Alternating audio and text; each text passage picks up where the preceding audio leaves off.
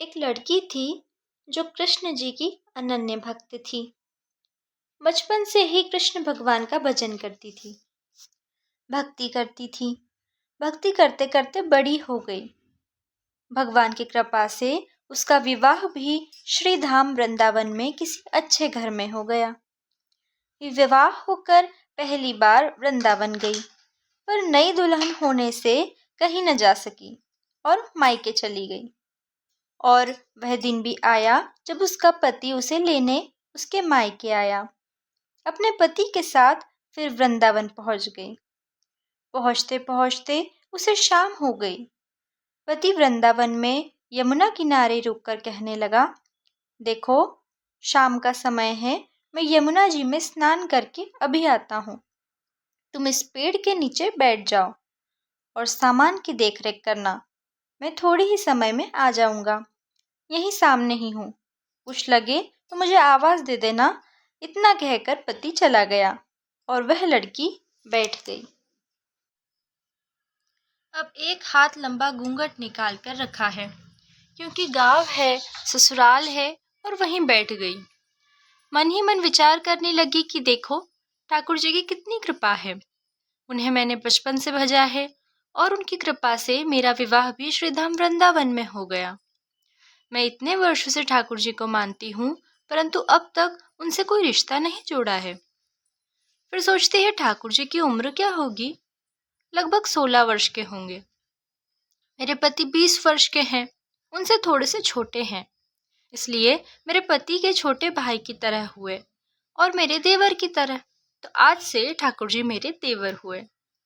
अब तो ठाकुर जी से नया संबंध जोड़कर बड़ी प्रसन्न हुई और मन ही मन ठाकुर जी से कहने लगी, देखो ठाकुर जी, आज से मैं तुम्हारी भाभी और तुम मेरे देवर हो गए। अब वो समय आएगा जब तुम मुझे भाभी भाभी कहकर पुकारोगे। इतना सोच ही रही थी, तभी एक 10-15 वर्ष का बालक आया और उस लड़की से बोला, भाभी भाभी।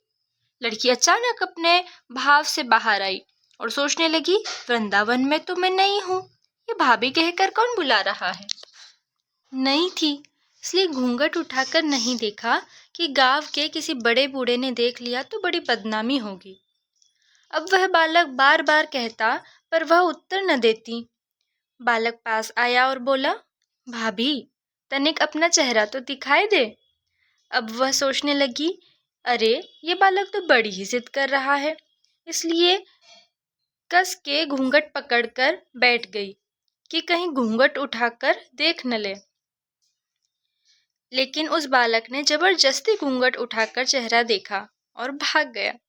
थोड़ी देर में उसका पति आ गया। उसने सारी बात अपने पति से कही। पति बोला, चिंता मत करो, वृंदावन बहुत बड़ा थोड़ी है। कभी किसी गली में खेलता मिल गया तो हड्डी पसली एक कर दूंगा, फिर कभी ऐसा नहीं कर सकेगा। तुम्हें जहां भी दिखे मुझे जरूर बताना। फिर दोनों घर गए।